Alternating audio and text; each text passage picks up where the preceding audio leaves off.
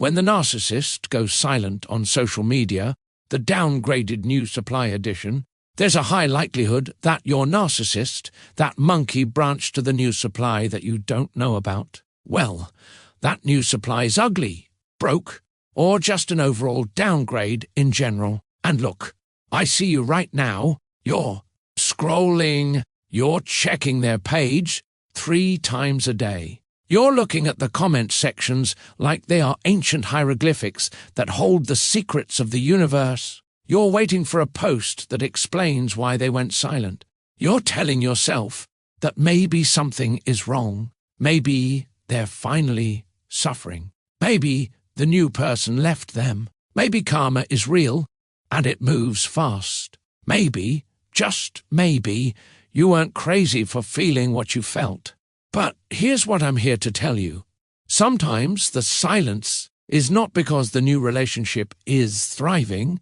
Sometimes the silence is because your narcissist finally realized they traded a whole 5-course meal for a gas station hot dog that's been under a heat lamp since 2019. And that hot dog? It's cold on the outside, questionable on the inside, and it comes with a smell that even the mustard packet cannot mask. Welcome to the NARC OPP. I'm your host, and today we are going deep into the psychology, the comedy, and the liberation that happens when a narcissist goes silent on social media because they monkey-branched into a situation that looked like champagne, but turned out to be a bathroom Sprite bottle with a fake label on it. See, what happens is this. The narcissist has been showing off, hinting, soft-launching, or completely hiding a new supply. For weeks, or maybe months, they were performing happiness online. They were posting pictures, dropping subliminals about being happier than ever, making sure their ex, that's you, could see that they moved on and upgraded and are thriving without you. And you felt that. You felt it hard. You checked their page, even though you said you wouldn't. You saw the pictures, and your stomach dropped. You saw the comments, and people congratulating them, and your nervous system went haywire. You thought, this is it.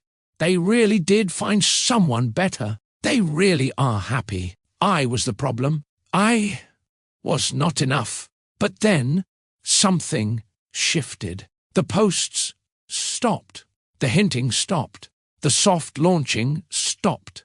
The whole performance just ended, and now you're confused. Because silence from a narcissist is loud. Silence from someone who made their whole existence about being seen and celebrated is deafening. And you're sitting there wondering what happened, because if they were so happy, so upgraded, so blessed, why did they stop telling the whole internet about it? I'm here to tell you something that might sound harsh, but is actually medicine. Sometimes the silence is the answer. Sometimes the narcissist went quiet because the fantasy finally cracked. And we're going to talk about why. We're going to talk about how the narcissist's brain actually works. We're going to talk about why they make the decisions they make. We're going to talk about what a downgrade actually is. And, most importantly, we're going to talk about why you need to stop letting their silence control your peace. Let me start with the narcissist's ego, because understanding this is the key to everything. The narcissist's ego is not like a normal person's ego. A healthy ego helps you believe in yourself. It helps you survive. It helps you take risks and move forward and trust yourself. But a narcissist's ego is like a cracked phone screen with a luxury case on it. On the outside, it looks perfect, expensive, high quality, untouchable. But if you look closer, the screen is shattered. The inside is broken. And the whole thing is held together by desperation, deception, and the hope that nobody looks too close. The narcissist does not want a partner the way a healthy person wants a partner. A healthy person wants someone to share life with, someone to build with, someone to grow with, someone to love and be loved by in return. But the narcissist wants a mirror. They want a cheerleader. They want a prop. They want a witness to their own importance. They want someone to regulate their ego because their ego is like an emotional thermostat that is always broken. Sometimes it's too hot. They feel superior, invincible, untouchable. Sometimes it's too cold. They feel worthless, exposed, vulnerable, and they need another person to constantly adjust the temperature for them. That's what narcissistic supply is. It's not love. It's fuel. It's the admiration, the attention, the envy, the validation, the fear, the pity, the drama, the control, and the constant proof that they are special, powerful, and important.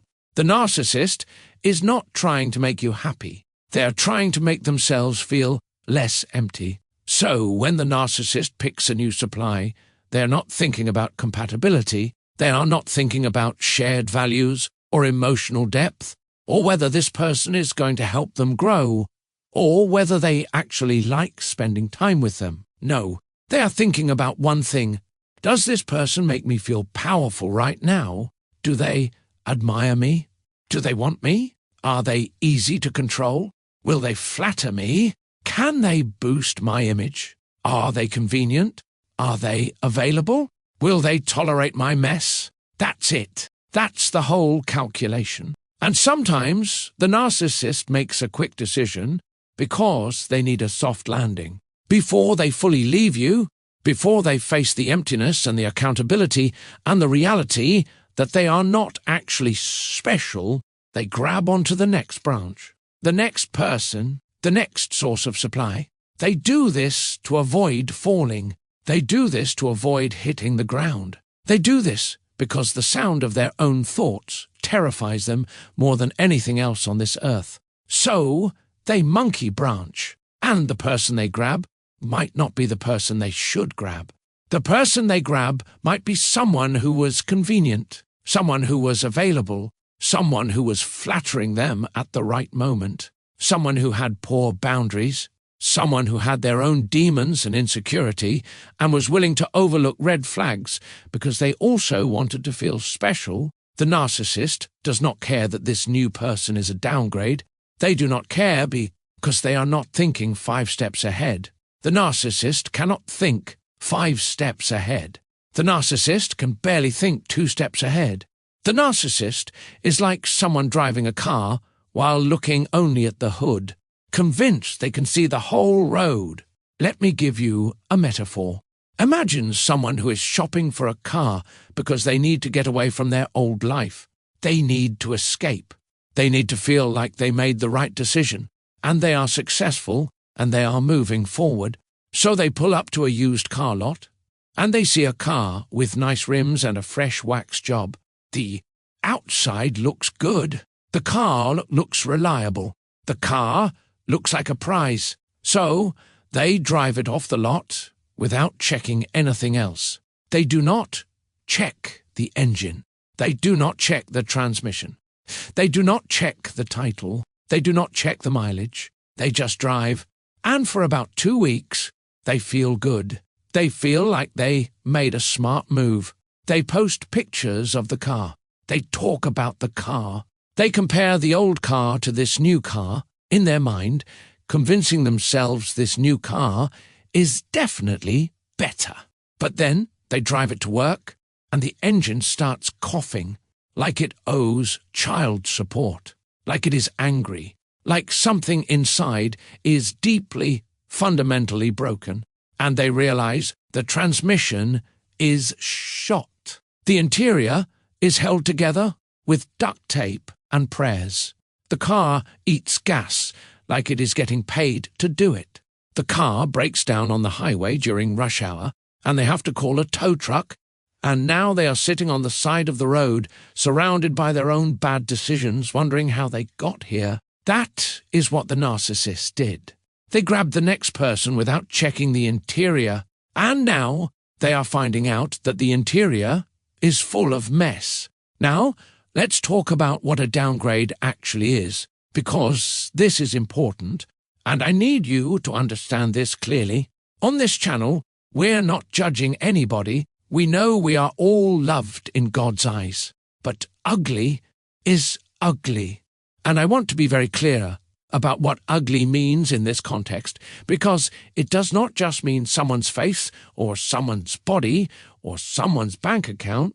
Ugly can be a spirit. Ugly can be a lifestyle. Ugly can be a vibration. Ugly can be in how someone treats waiters. Ugly can be in how someone talks about their exes. Ugly can be in how someone lies for sport. Ugly can be in how someone smells like unresolved trauma and gas station chicken. Ugly can be in how someone steals. Ugly can be in how someone cheats. Ugly can be in how someone plays victim. Ugly can be in how someone refuses to apologize. Ugly can be in how someone makes promises they never keep. Ugly can be in how someone uses people and throws them away like they never mattered. So when I say the new supply is a downgrade, I am not talking about their appearance necessarily. I am talking about their character. I am talking about their emotional intelligence. I am talking about their values. I am talking about their stability. I am talking about their honesty. I am talking about their accountability. I am talking about their life direction. I am talking about their spiritual energy. I am talking about their maturity. I am talking about their financial responsibility. I am talking about their self-respect. I am talking about their morals. I am talking about their intentions. A downgrade can look like this. The previous supply was someone who had their life together, someone who had a career and ambitions and friends and a spiritual practice and boundaries, someone who called the narcissist out when they were wrong, someone who did not tolerate disrespect, someone who had self-worth, someone who could not be controlled because they had options. The downgrade might be someone who is unemployed but has a lot of free time to worship the narcissist. Someone who is so insecure that they believe anything the narcissist tells them. Someone who has bad credit and no other options, so they think the narcissist is a prize. Someone who is so messy and chaotic that they cannot see the narcissist's mess because they are drowning in their own. Someone who has abandonment wounds so deep that they will tolerate anything as long as they do not get left. Someone who is so damaged that they think emotional abuse is normal. Someone who is so lost that they are grateful someone is paying attention to them, even if that someone is a vampire with a six-pack and a car payment they are behind on. The narcissist looked at this downgrade and thought, perfect. I can control this person. I can make them feel grateful for scraps. I can make them think I am the best thing that ever happened to them. I can use them as a mirror because they will admire me. I can use them as a shield because nobody knows how chaotic they are. Yet, I can use them as proof that I am desirable and moving forward and better than my ex. But here is what the narcissist did not count on. The downgrade came with bad vibrations. The downgrade came with chaos that is worse than the chaos the narcissist creates. The downgrade came with instability that even the narcissist cannot control. The downgrade came with drama that is messier than the narcissist expected. The downgrade came with demands. The downgrade came with lying that is worse than the narcissist's lying. The downgrade came with disrespect. The downgrade came with threats. The downgrade came with behavior that is making the narcissist look bad in a way they did not anticipate. And the narcissist, who needed to be the one in control, suddenly found themselves in a cage match with someone just as unprincipled, just as selfish, and just as committed to their own agenda. Now, the narcissist also did not count on something else. They did not count on you. They did not count on the fact that you were going to heal. They did not count on the fact that you were going to get therapy. They did not count on the fact that you were going to block them on social media and stop checking. They did not count on the fact that you were going to start working out, taking care of yourself, reconnecting with friends, making money, building a life that does not have them in it. The narcissist expected you to spiral. He expected you to stalk their page. They expected you to compare yourself to the new supply and feel inferior. They expected you to beg them to come back. They expected you to cry. They expected you to fall apart. They expected you to be the proof that they were powerful, that they broke you, that they were worth all of your pain. But instead, you are glowing. You are sleeping. You are drinking water. You are laughing. You are healing. You are becoming the person you should have been all along. And the narcissist is watching this happen from the background, slowly realizing that they were not the prize. You were, and they let you go. So, they go silent on social media.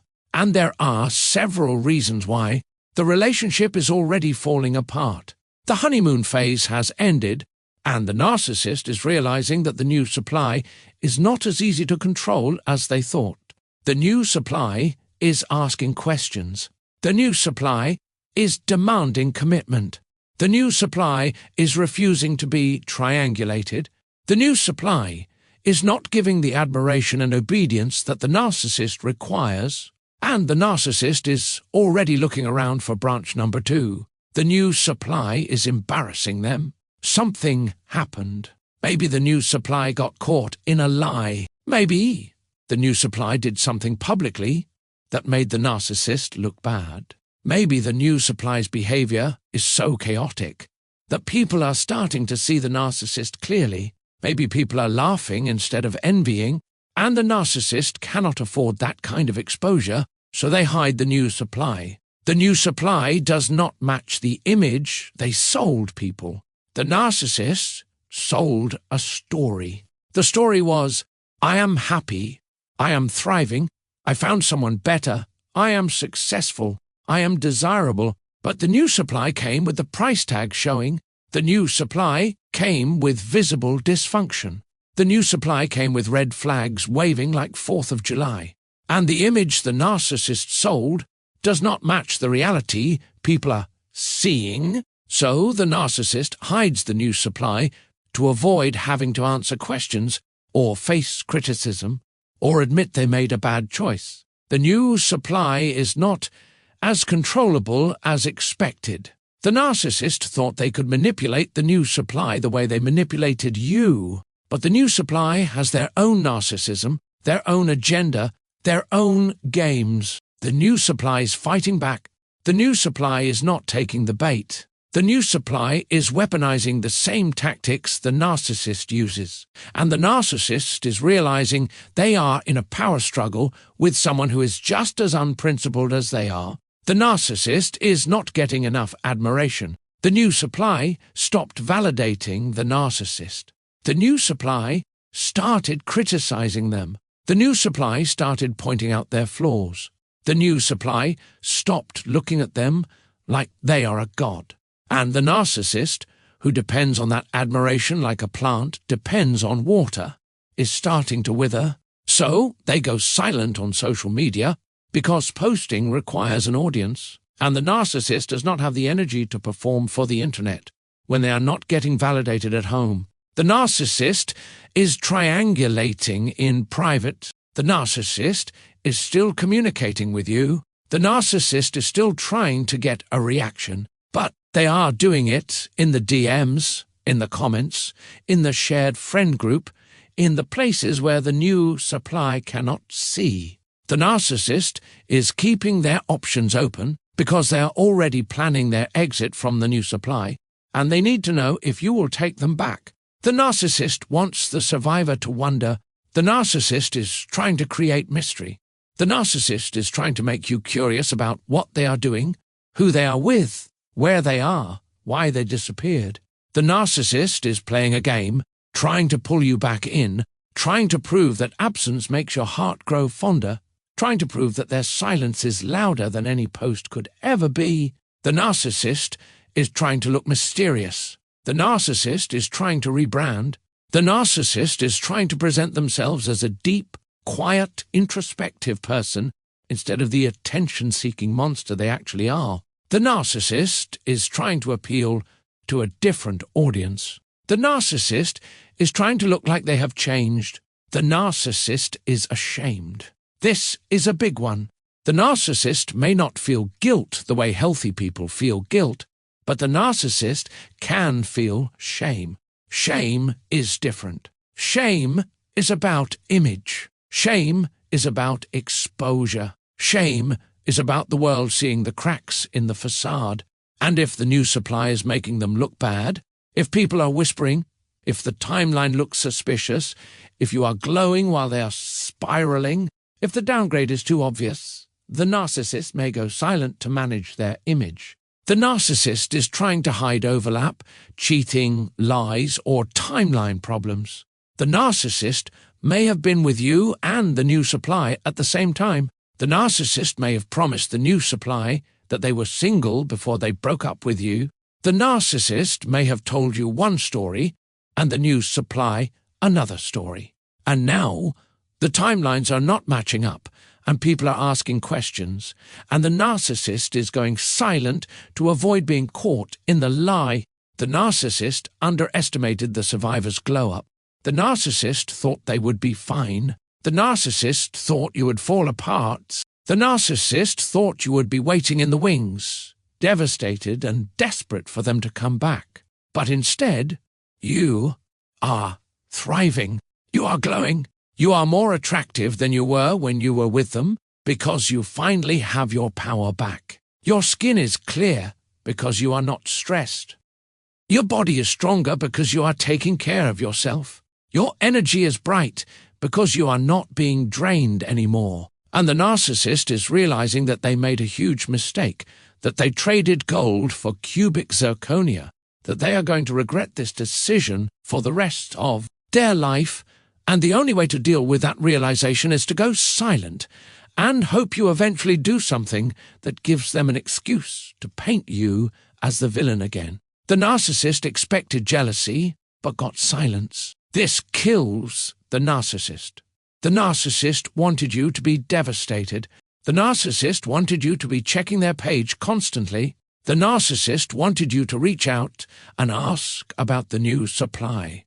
The narcissist wanted you to cry. The narcissist wanted you to be jealous and bitter and angry. But you were not. You did not care. You did not respond. You did not play the game. You became irrelevant to your own survival, and the narcissist cannot stand irrelevance. The narcissist realized the survivor is not chasing them anymore. This is the ultimate rejection for a narcissist. Because the narcissist is used to being the one who leaves, the one who devalues, the one who punishes with silence. But when the survivor leaves, when they truly leave, when they stop responding, when they build a life that does not include the narcissist realizes they have lost control. And a narcissist without control is just a regular person. And being a regular person is the one thing they cannot tolerate. Now, there is another reason the narcissist might go silent on social media, and this one is particularly fascinating because it is a special kind of chaos. Sometimes the narcissist meets another narcissist, and when a narcissist meets another narcissist, oh, it is a show. At first, it looks like the most intense, passionate, exciting relationship. They are mirroring each other. They are love-bombing each other. They are hyping each other up. They are posting couple photos and talking about destiny and soulmates and how they have never felt this way before. They look like they are performing a power couple fantasy, and they are. But it is a fantasy being performed by two people who have no actual capacity for love, just the ability to simulate it for an audience. But underneath, something else is happening. Underneath, two egos are fighting for the same mirror. Two manipulators are trying to manipulate each other. Two people are love-bombing with calculators behind their backs. Two people are posting subliminals while sitting in the same room. Two people are trying to make their exes jealous while secretly stalking their exes' pages at 2 a.m. Two people are competing over who gets more attention, who gets more followers, who got the better likes, whose pictures are more stunning. Two people are weaponizing silence against each other. Two people are testing each other. Two people are spying on each other's phones, looking for evidence of betrayal, convinced that the other person is cheating because they would be cheating in that situation. Two people are baiting each other, punishing each other, performing for an audience that does not actually care. Two people are lying, but not to each other, about each other, to the world, on social media, in comments, in stories, in every space where they can create a narrative that makes them look good and the other person look crazy.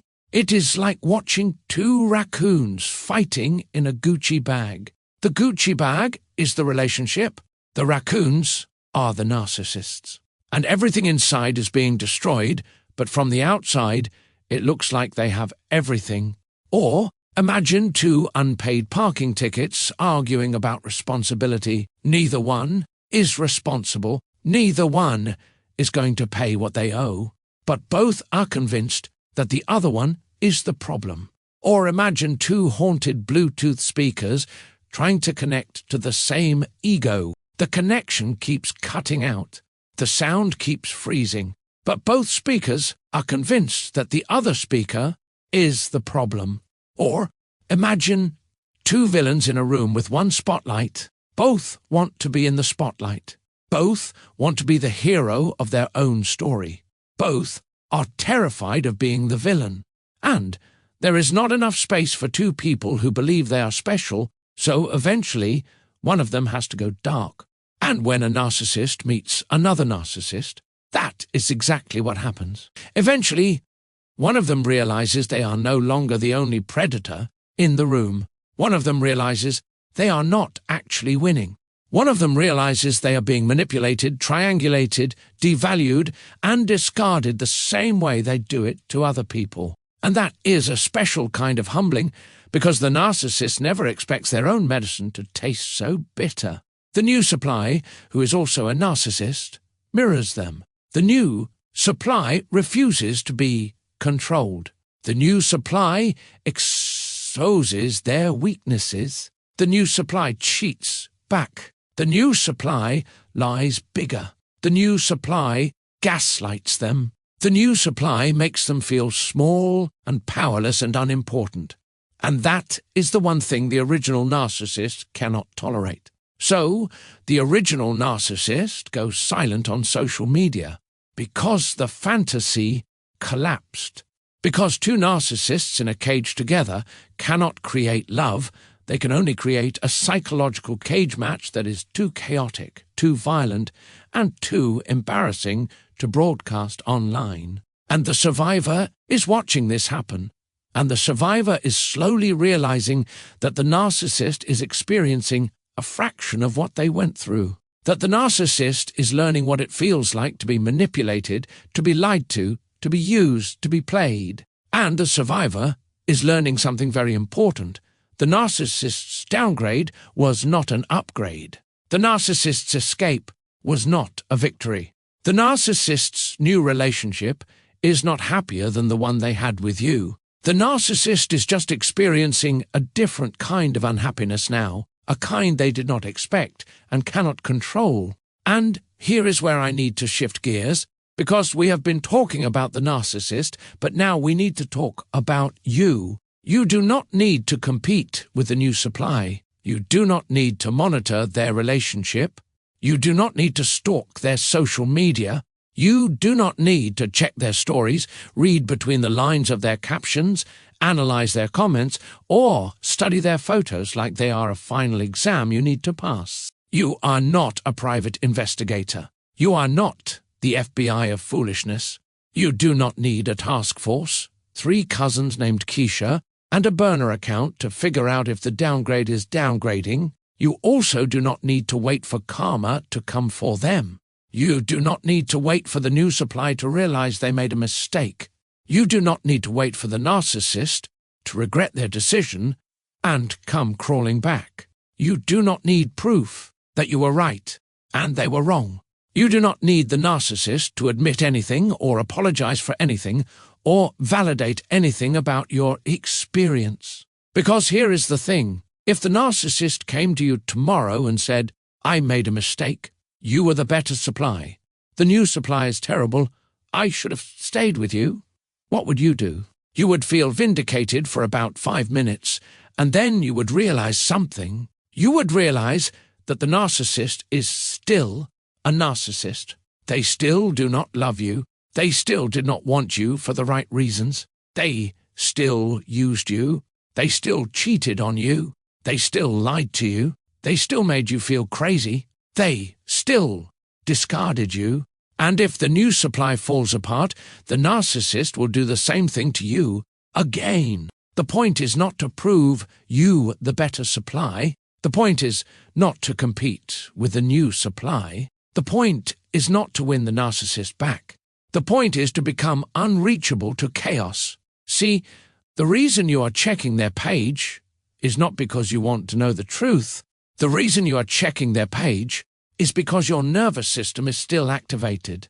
Your brain is trying to solve an emotional puzzle. Your heart wants justice. Your ego wants proof. Your wounded part wants to know if the narcissist regrets it. Your nervous system wants certainty. And since the narcissist is not giving you certainty, you are trying to find it yourself by analyzing social media. But here is what happens. When you check, you find nothing. Or you find something that makes you feel worse. Either way, you are still stressed. Either way, you are still looking for the narcissist to tell you a story that allows you to feel better about yourself. Either way, you have given the narcissist the power to control your emotional weather. And this is where I need to talk about trauma bonds, because this is real, and this is a biological thing. When the narcissist was with you, they created a pattern of intermittent reinforcement. Sometimes they were kind and loving and made you feel like you were the most important person in the world. Sometimes they were cold and cruel and made you feel like you were worthless. Sometimes they hoovered, they came back with attention and affection and promises, and sometimes they ghosted. They disappeared without explanation. Your brain never knew what was coming. Your nervous system was constantly in a state of alert, and your brain started to associate the narcissist with both comfort and danger, both reward and punishment, both love and pain. This created a trauma bond. A trauma bond is not love.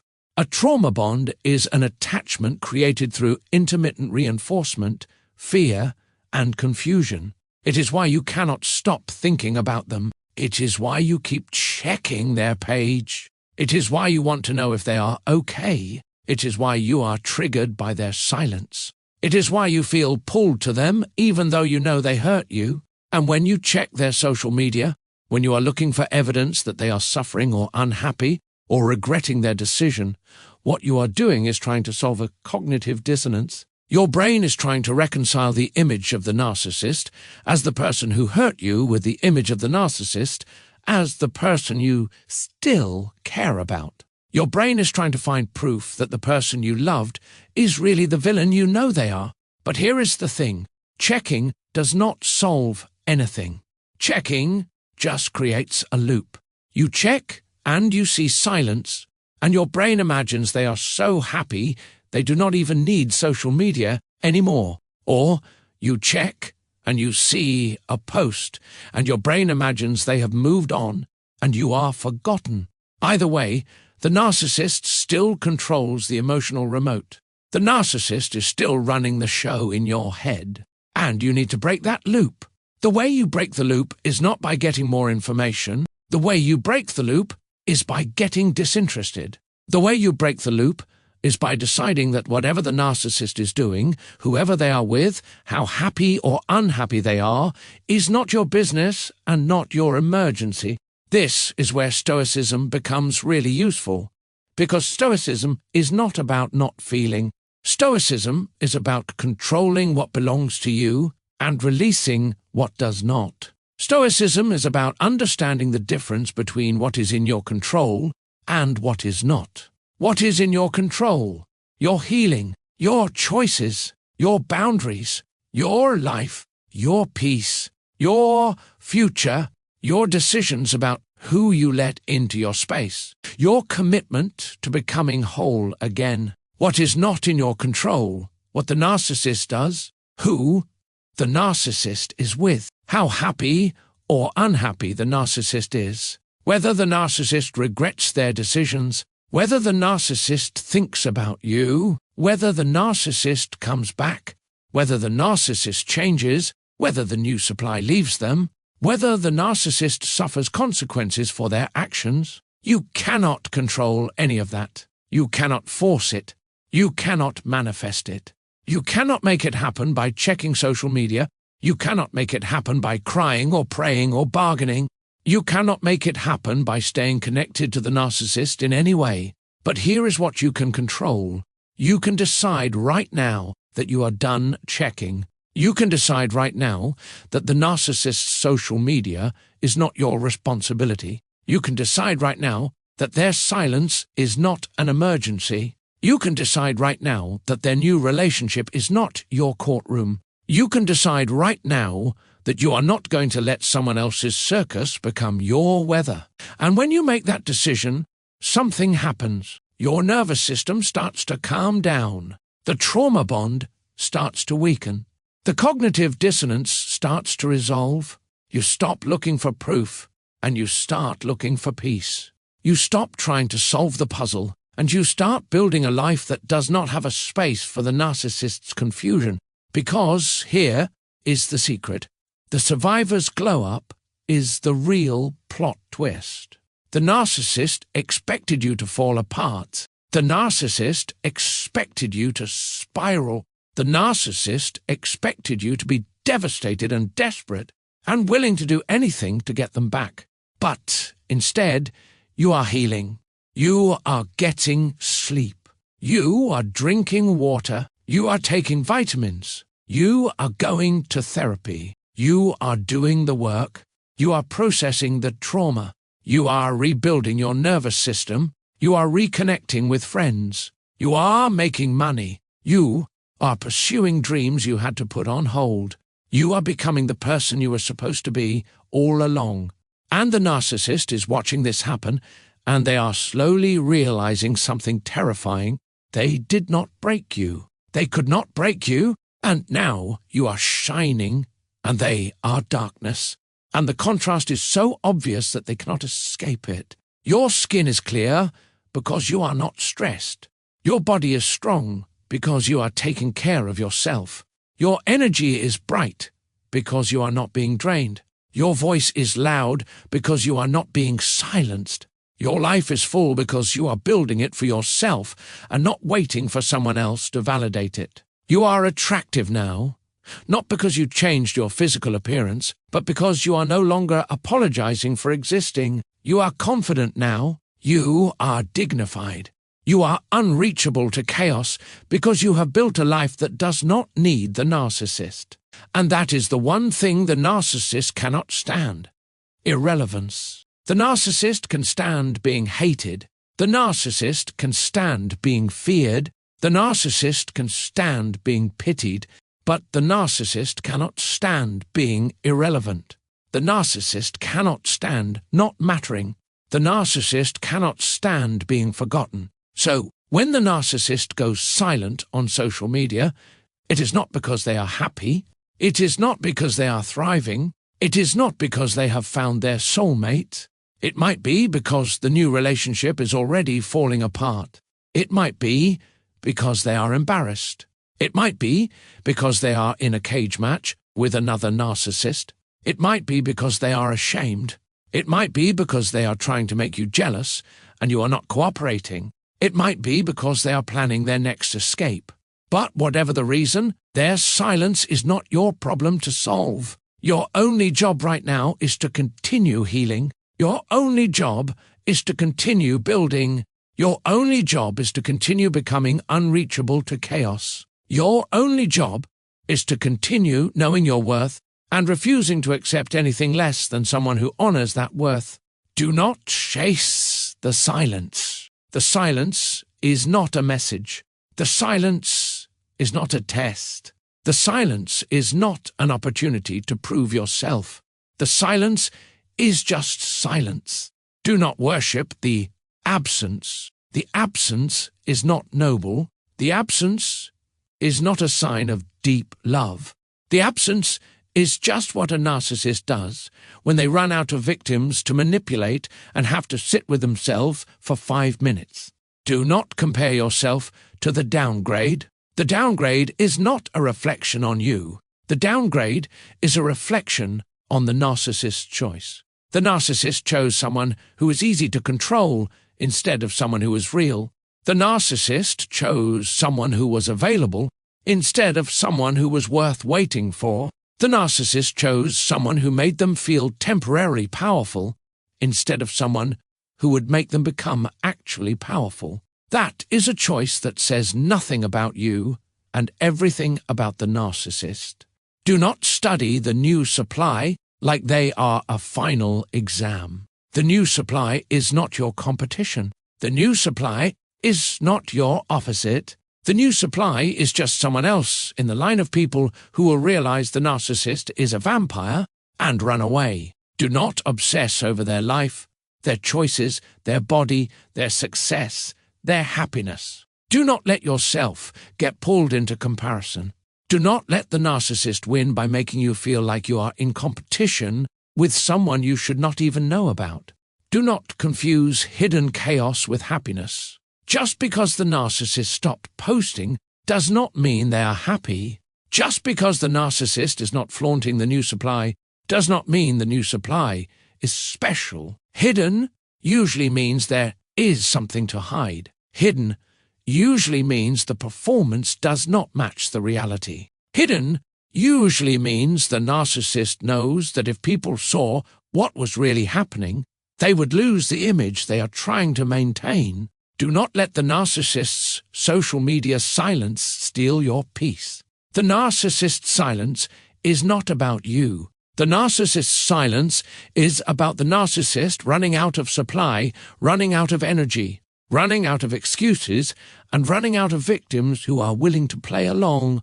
The narcissist's silence is the sound of the fantasy collapsing. And you should not care about that fantasy collapsing.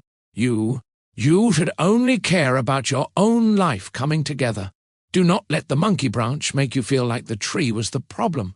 You were not the problem. You were the only sane person in an insane situation. You were the only healthy person in an unhealthy dynamic. You were the one with values, with integrity, with love, with the capacity for real connection. The narcissist monkey branched not because you were not good enough, but because you were too good. You saw through them. You held them accountable. You refused to be controlled.